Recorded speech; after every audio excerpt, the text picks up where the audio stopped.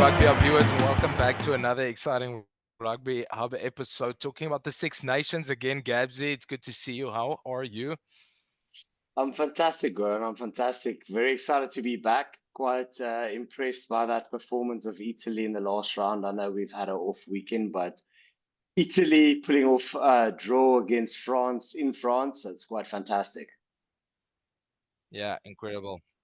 After the French performed and the French crowd in Lille performed an incredible anthem, the French didn't look quite as if they were going to be able to get the job done actually against Italy, who performed very brave, which begs the question, why do I still have this as my background? But okay, I'm sticking through it through the Six Nations. Gabsy, some exciting games coming up again this weekend, heading up all the way through to the last weekend, which would be next week. How do you see this week playing out? Obviously, the big game then being England versus Ireland.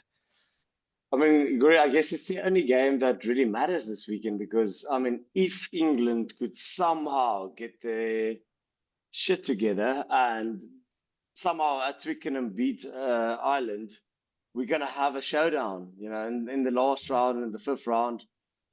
If Scotland beats Italy this weekend, we could actually have a head-to-head. It's almost going to be like a knockout game. So I guess you're spot on there. It is the only big game this weekend because that's the only game that could really have, for me, a big impact on the championship.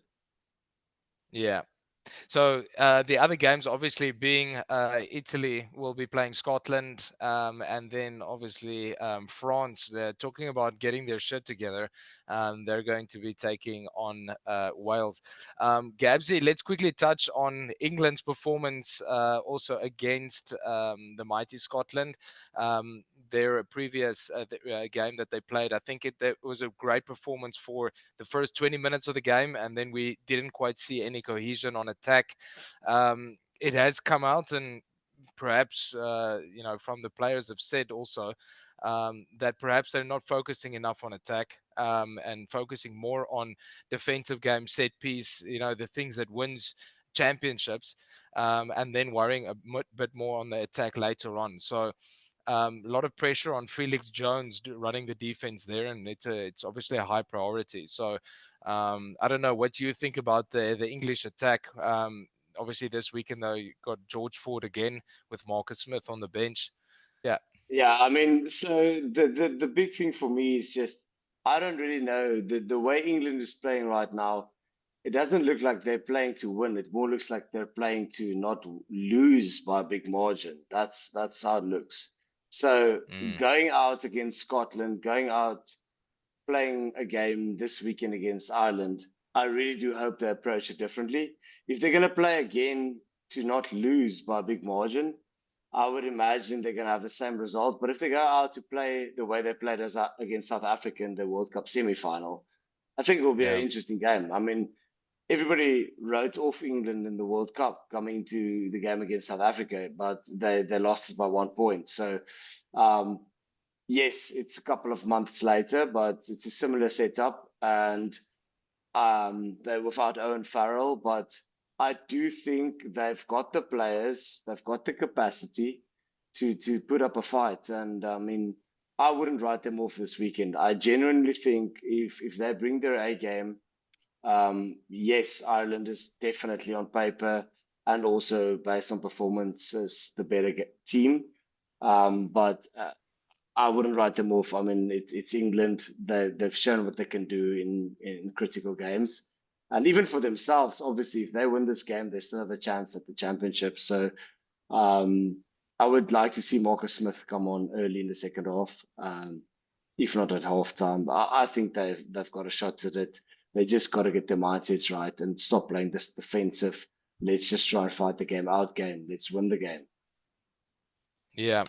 So I think also to that point, coming back after 5 weeks is Marcus Smith.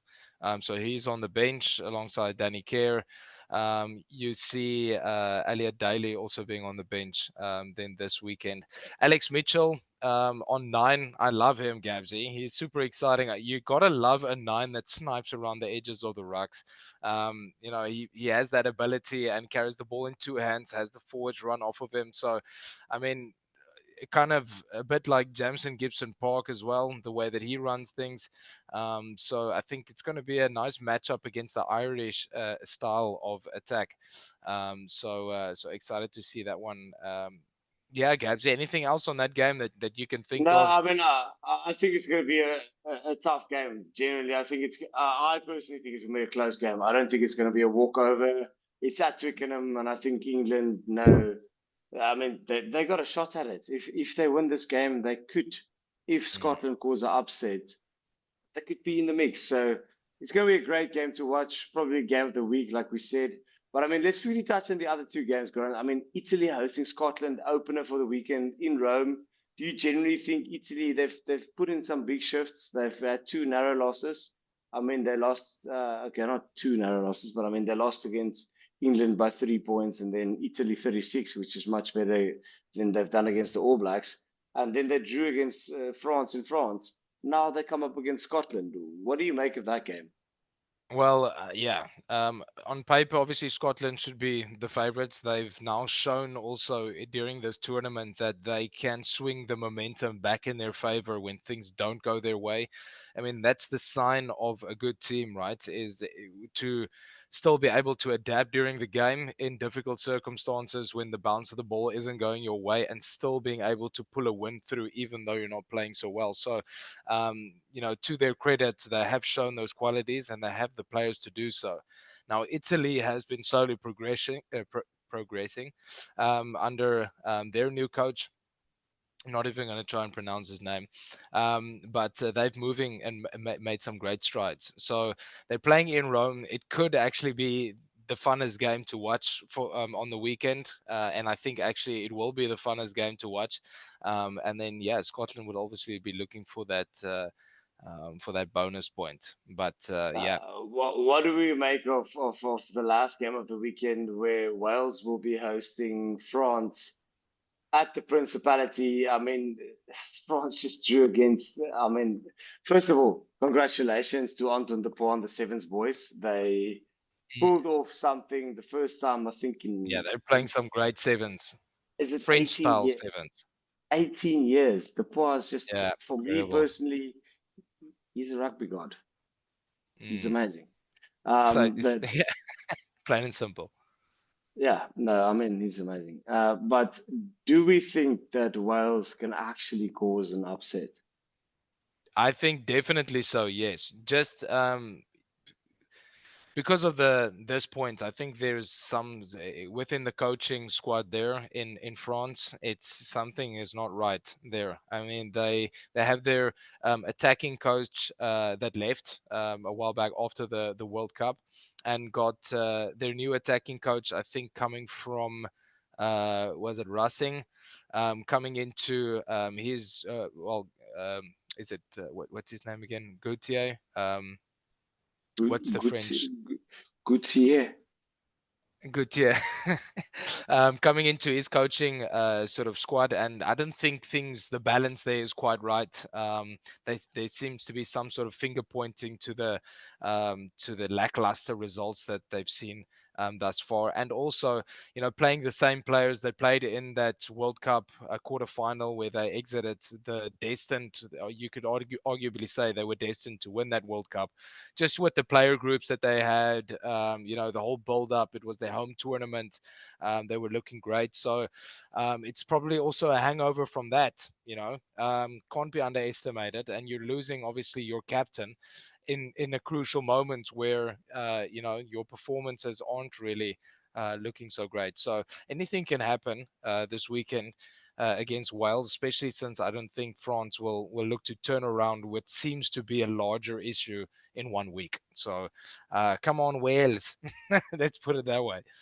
Yeah, I mean, for me personally, I'm gonna also wrap it up by saying I do think it would be quite nice to see Wales take that one. But in the same breath, I do think if France pulls it off, it would be very nice to see Wales battle it out against Italy in the last round, while hopefully Scotland battles it out with Ireland. Let's leave it Yeah, there with our a dream. fans. Let's ask our Yeah. fans, what do you guys think is going to happen this weekend? Drop us your thoughts and predictions. Also, check out the Rugby Hub spot on Instagram. And Guri, lovely to see you. Happy to see you too, Gabs. Yeah, hopefully see each other in England soon. Take care, guys. Cheers.